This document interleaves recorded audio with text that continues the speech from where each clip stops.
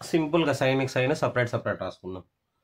So ఇక్కడ cross multiply చేస్తే 12 sin A plus 12 cos A is equal to 17 cos A అవుతుంది. Cross multiplication చేసిన ఇట్లా. సో ఇక్కడ చూడండి, ఓన్లీ 12 sin A అలాగే పెట్టేద్దాం. ఈ 12 cos A దగ్గర రాసుకుందాం. 17 నుంచి 17 cos A minus 12 cos A is equal to చూడండి 12 sin A 17 నుంచి 12 పోతే ఎంత 5 cos A 5 cos A. ఒకసారి చూడండి, నాకు ఓన్లీ వాల్యూస్ మాత్రమే కావాలా. ఇక్కడ sin A అలాగే ఉంచండి.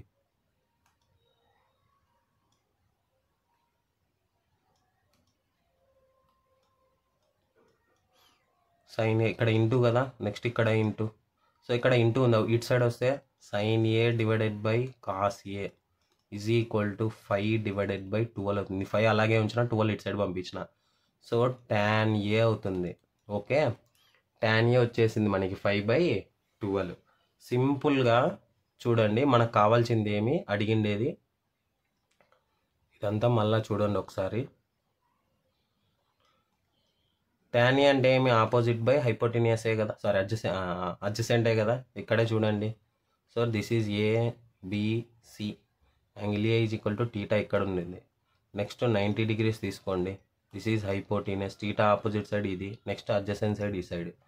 సో ఇక్కడ ఏమవుతుంది, opposite side next adjacent side. Opposite side value ఎంత 5, నెక్స్ట్ అడ్జసెంట్ వాల్యూ ఎంత 12. సో పైథాగరస్ థీరం చూద్దామా ఒకసారి. Adjacent square plus opposite square, ఇక్కడ చూడండి adjacent square plus opposite square is equal to hypotenuse square. Adjacent square ఎంత 12 square plus 5 square. ఇది direct ఎగ్జామినేషన్లో చేయాలా మీరు, H square. So 12 square 144, 144 plus 25 ఎంత 169 is equal to H square. H is equal to √169, value ఎంత మరి 13. ఇప్పుడు నాకు కావాల్సింది ఏమడిగినాడు మనోడు ఏమడిగినాడు, సైన్ కావాలి అడిగినాడు. సైన్ అంటే ఏమి, ఆపోజిట్ బై హైపోటెన్యూస్ అంటే 5/13. అదే కాస్ అడిగినాను చూడండి, కాస్ ఏమడిగినాడు, అడ్జసెంట్ బై హైపోటెన్యూస్ అంటే 5/13 divided by 12/13. So option number 2. Okay, ఈ వీడియో నచ్చితే లైక్ చేయండి, షేర్ చేయండి.